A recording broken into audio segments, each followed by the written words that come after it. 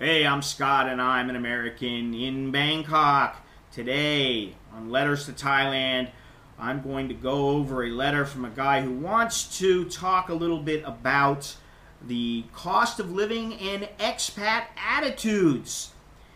Dear Scott, great insights. I just wanted to add a bit of perspective from my experience here in Thailand pertaining to cost of living.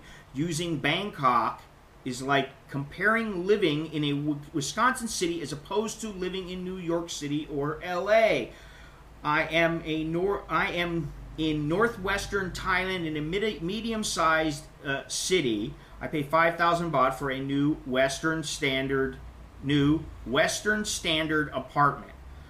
Water, electric, satellite, and internet is included. The apartment is fully furnished. This is a fairly expensive apartment by the average for this area. Average restaurant food prices are 40 to 60 baht for dinners, 35 to 45 for soups. So actually, you know, it may be a little cheaper where he's at, but it's not a whole lot cheaper. Let's see here. You are correct about buying Western brand foods at your local Lotus Tesco premium prices. I don't see that comparative as being necessarily valid, however. If a person is making the choice to live in another country, especially a country with vastly different foods, living standards, acceptable amenities, and very different cultures than your home country, one should not assume to keep using the same products, eating the same foods, or living up to the same standards as your home country either. Now, I have to go over some of this here.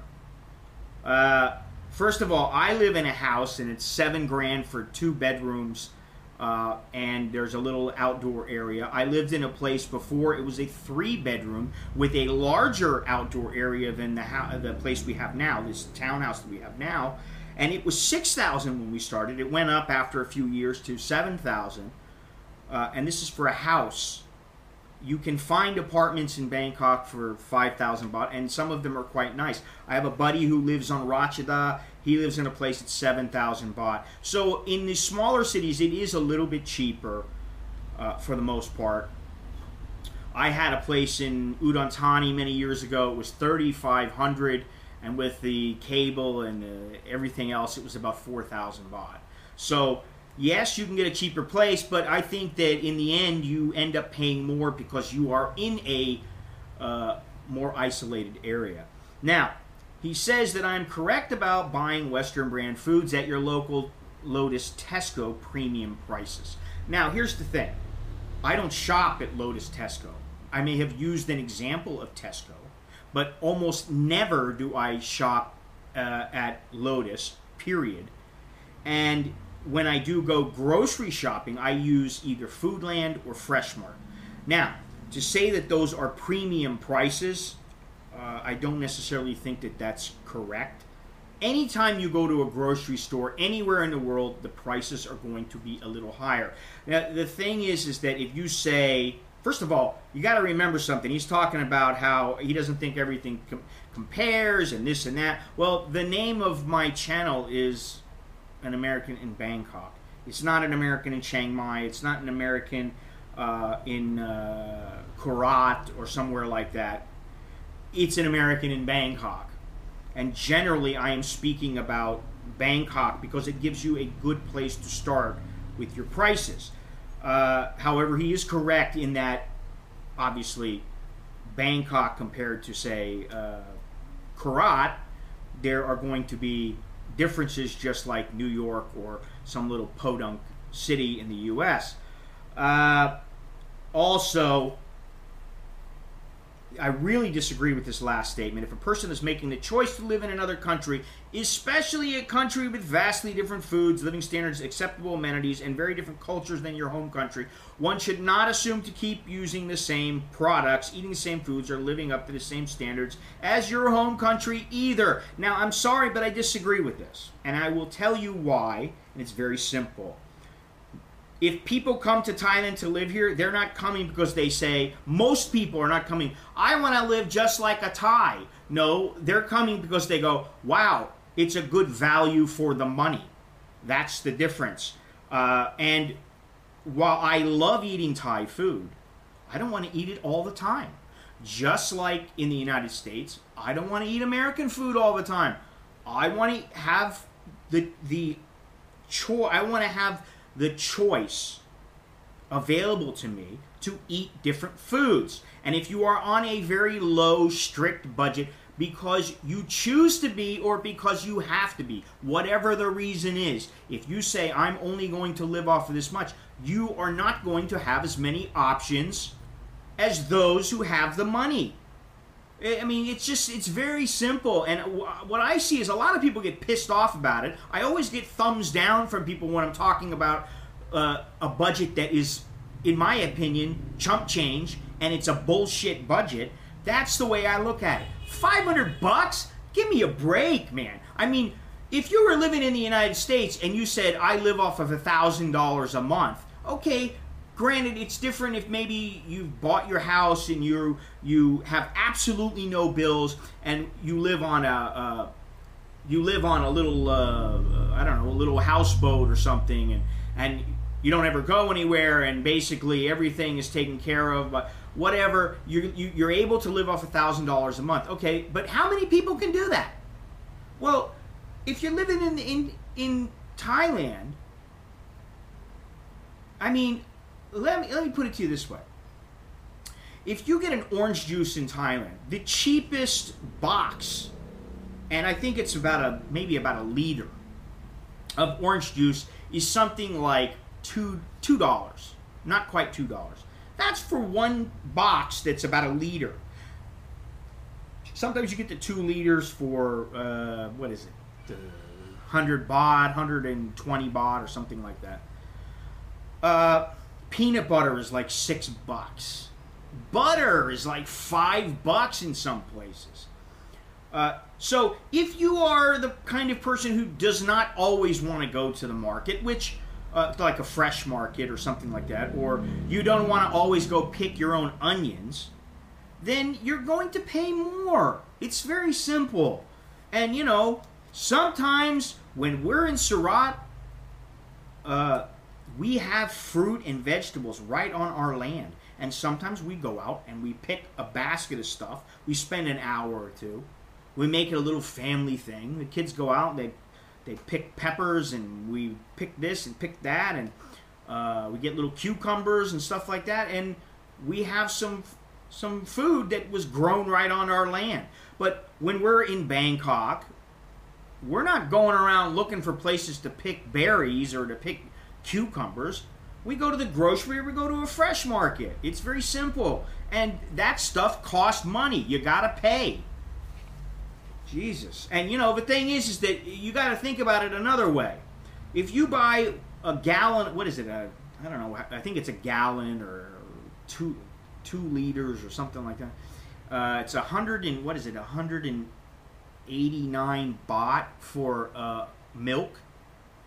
Now, somebody like me, I got kids, I buy like 3 of those a week.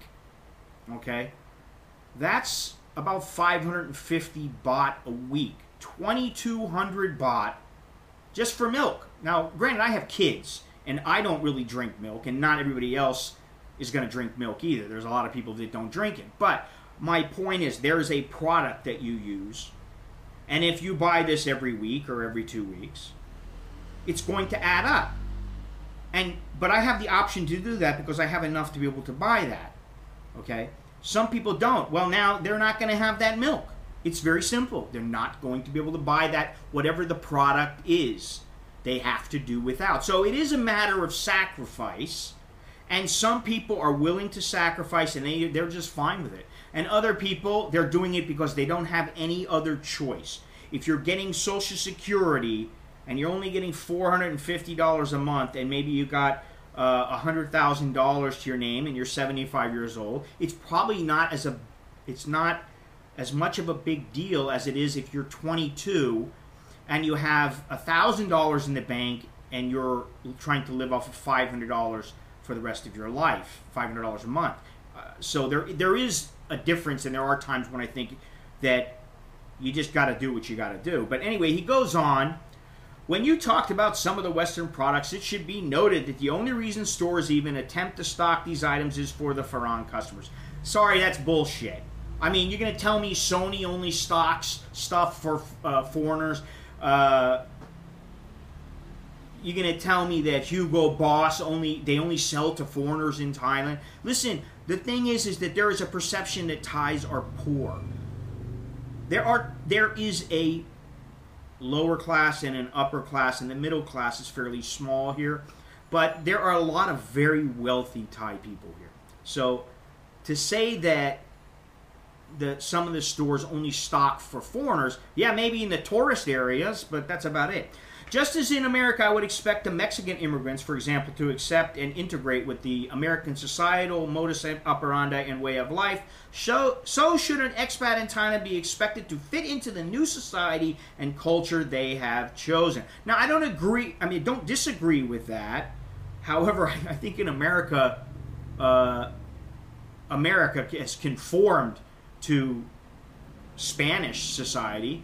When I go home to Florida and I'm told that a woman she doesn't speak any English in an American city, and that's because Spanish is the second language there, so she's allowed to get a job where she doesn't speak any English. To me, that's just wrong, and it's not the same. I do think that at least a foreigner should try to conform to the societal norms here. That doesn't necessarily mean you're not allowed to eat Italian food or go buy a steak, but if you don't have any money, you may not have that option. You might be stuck with eating fried rice. Simple, okay? I have heard many Farang here in Thailand complain about cultural differences and how certain aspects are abrasive to them. Then why are you still here? Well, now, there's two kinds of people, and I'm definitely not like what you are. I'm not the kind of person that says, if I have something I don't like here, I've got to shut my mouth and never say anything about it, and if I don't like it, I need to go home. Listen, that's bullshit, okay? Obviously, if I've been here for as long as I've been here, and other people have been here for quite some time, maybe you have time to open your eyes and see different things, and you find things that you like, but you also find things that you don't like. And since in America, I'm allowed to say, this is how I was brought up, I mean, maybe I'm wrong, but when I was brought up in America, you have the right to say something, whether it's positive or negative. Now, you have to be respectful about it, but if I don't like something in the American government, I can say it. Here in Thailand, I watch myself when it comes to speaking about the government, but when it comes to things like dual pricing, the discrimination against foreigners, yeah, I don't like it.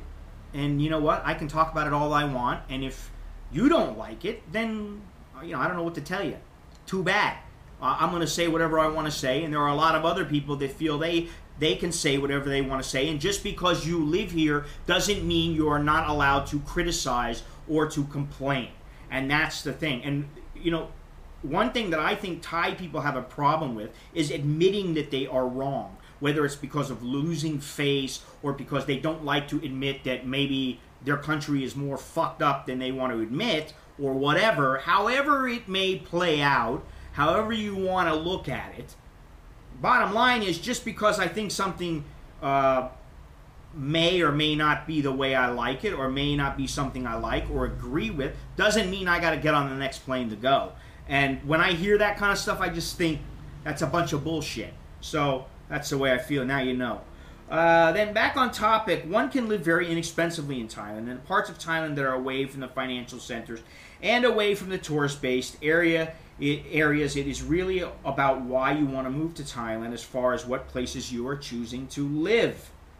I don't think necessarily it's about why you want to move to Thailand. I think it's about where you want to move. What do you like? If you like oceans and you want to be by the beach, you're going to live in a place like Phuket or Pattaya or some other place, Krabi or wherever it may be, but it's close to the beach. If you want to be near mountains, you're probably going to be near Chiang Mai or something like that. But, it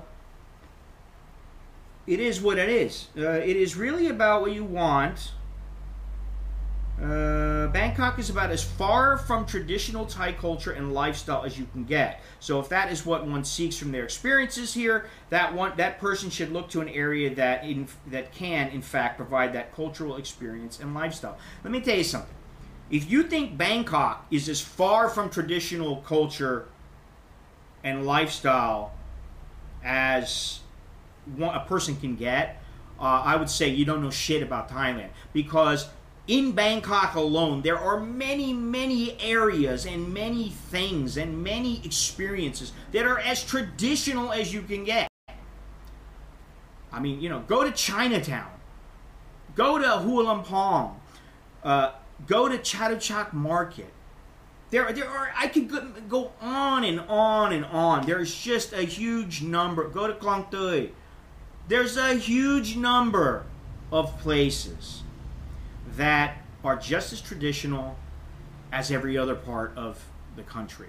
And while they may not be your ideal of traditional Thailand, Thais live there. That's like saying, well, Pattaya is not the real Thailand. Yes, it is. It may not be the Thailand that you view of rice farmers and nice smiling people and that sort of thing, and little cheap restaurants where you may not see that, but it may still be that, and it's really your perception of what traditional Thailand is. So I don't necessarily disagree with a lot of what you're saying, but I also don't agree with some of this stuff. The big thing is you're saying that, you know, if you disagree with anything in Thailand, then you should just leave. Why are you here? Personally, I think that's bullshit, because, you know, I don't like the political problems here. It doesn't mean I'm going to leave. Listen, I hope Thais work it out. I think it's a sad situation. I think that it's a difficult situation, and that I personally have absolutely no influence over what happens here. So whether I like it or not really doesn't matter. I don't like it. I don't like the problems. Who would like a problem like this? Who would like problems like go on here with the political situation? Would you like that in your own country? I don't think so. So I don't get the point of this. And, you know, I think that if you're going to come over here, expect that, like I said before, coming to Thailand, living here, is like you're starting out in a relationship. When you start out in a relationship, if you really are into the person and she's into you, it's about that time. That time frame is the magic period. Whether it's 3 months, 6 months, or a year, you're just like, oh my God, she's the best thing that ever happened to me. Oh, Thailand is so wonderful. And slowly but surely, you start to see the person for what they really are. That they have their flaws. Doesn't necessarily mean they're a bad person. And then later on, you see, they've got their mood swings, they've got their ups and downs, they've got this, they've got that, they've got some great positives, but they also have their negatives. And yeah, I'll be the first to admit, that's how I am. I mean, I've got a lot of positives, but I got some negatives too about me.